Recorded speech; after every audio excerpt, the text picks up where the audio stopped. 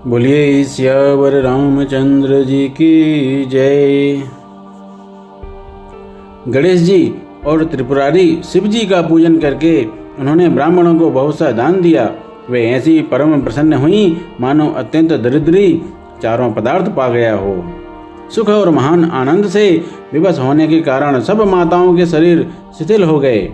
उनके चरण चलते नहीं हैं। श्री रामचंद्र जी के दर्शनों के लिए वे अत्यंत अनुराग में भरकर परछन का सब सामान सजाने लगीं। अनेकों प्रकार के बाजे बजते थे। सुमित्रा जी ने आनंद पूर्वक मंगल साज सजाए। हल्दी, दूब, दही, पत्ते, फूल, पान और सुपारी आदि मंगल की मूल वस्तुएं तथा अक्षत, चावल, अखवे, गोरोचन, लावा और तुलसी की सुंदर मंजरियां सुशोभित हैं। नाना रंगों से चित्रित किए हुए सहज सुहावने सुवर्ण कलश ऐसे मालूम होते हैं मानो कामदेव के पक्षियों ने घोंसले बनाए हों। शकुन की सुगंधित वस्तुएं बखानी नहीं जा सकती। सब रानियां संपूर्ण मंगल साज सज रही हैं। बहुत प्रकार की आरती बनाकर वे आनंदित हुई सुंदर मंगल गान कर रही हैं। सोने के थालों को मांगलिक वस्तुओं से भरकर अपने कमल के समान कोमल हाथों में लिए हुए माताएं आनंदित होकर परछन करने चलीं। उनके शरीर पुलकावली से छा गए हैं। धूप के धुएं से आकाश ऐसा काला हो गया है मानो सावन के बादल घुमड़ घुमड़ कर छा गए हों। देवता कल्प वृक्ष के फूलों की मालाएं बरसा रहे हैं।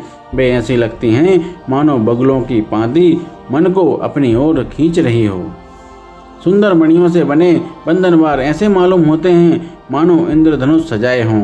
अटारियों पर सुंदर और चपल स्त्रियां प्रकट होती और छिप जाती हैं, आती जाती हैं। वे ऐसी जान पड़ती हैं मानो बिजलियां चमक रही हों। नगाड़ों की ध्वनि मानो बादलों की घोर गर्जना है। याचक गण पपीहे, मेंढक और मोर हैं। देवता पवित्र सुगंध रूपी जल बरसा रहे हैं, जिससे खेती के समान नगर के सब स्त्री पुरुष सुखी हो रहे हैं। प्रवेश का समय जानकर गुरु वशिष्ठ जी ने आज्ञा दी। तब रघुकुल मणि महाराज दशरथ जी ने शिव जी, पार्वती जी और गणेश जी का स्मरण करके समाज सहित आनंदित होकर नगर में प्रवेश किया। शकुन हो रहे हैं। देवता दुंदुभी बजा बजा कर फूल बरसा रहे हैं। देवताओं की स्त्रियां आनंदित होकर सुंदर मंगल गीत गा गा कर नाच रही हैं। मागध, सूत, भाट और चतुर नट तीनों लोकों के उजागर सबको प्रकाश देने वाले परम प्रकाश स्वरूप श्री रामचंद्र जी का यश गा रहे हैं। जय ध्वनि तथा वेद की निर्मल श्रेष्ठ वाणी सुंदर मंगल से सनी हुई दसों दिशाओं में सुनाई पड़ रही है। बहुत से बाजे बजने लगे। आकाश में देवता और नगर में लोग सब प्रेम में मग्न हैं। बाराती ऐसे बने ठने हैं कि उनका वर्णन नहीं हो सकता। परम आनंदित हैं। सुख उनके मन में समाता नहीं है। तब अयोध्या वासियों ने राजा को जौहर वंदना की। श्री रामचंद्र जी को देखते ही वे सुखी हो गए। सब मणियां और वस्त्र निछावर कर रहे हैं। नेत्रों में प्रेम आंसुओं का जल भरा है और शरीर पुलकित है। नगर की स्त्रियां आनंदित होकर आरती कर रही हैं और सुंदर चारों कुमारों को देखकर हर्षित हो रही हैं। पालकियों के सुंदर पर्दे हटा हटा कर वे दुल्हनों को देखकर सुखी होती हैं। इस प्रकार सबको सुख देते हुए राजद्वार पर आए। माताएं आनंदित होकर बहुओं सहित कुमारों का परछन कर रही हैं। वे बार बार आरती कर रही हैं। उस प्रेम और महान आनंद को कौन कह सकता है।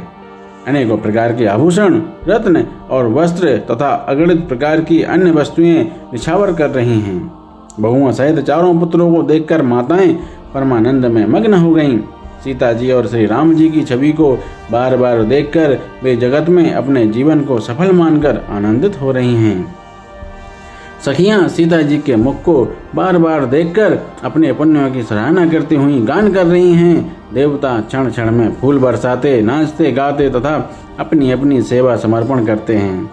चारों मनोहर जोड़ियों को देखकर सरस्वती ने सारी उपमाओं को खोज डाला, पर कोई उपमा देते नहीं बनी, क्योंकि उन्हें सभी बिल्कुल तुच्छ जान पड़ी। तब हार कर वे भी श्री राम जी के रूप में अनुरक्त होकर एकटक देखती रह गईं।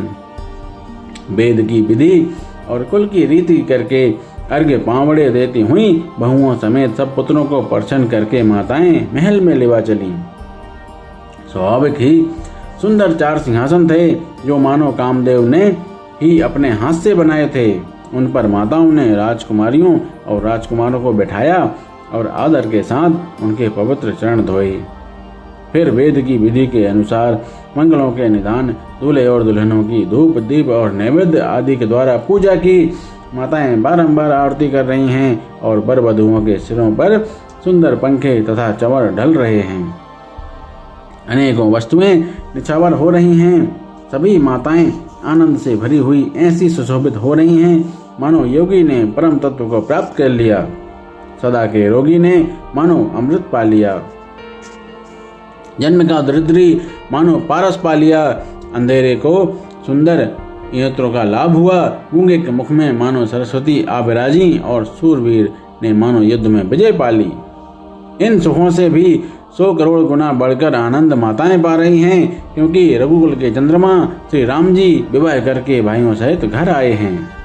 माताएं लोक रीति करती हैं और दूल्हे दुल्हने सकुचाते हैं। इस महान आनंद और विनोद को देखकर श्री रामचंद्र जी मन ही मन मुस्कुरा रहे हैं।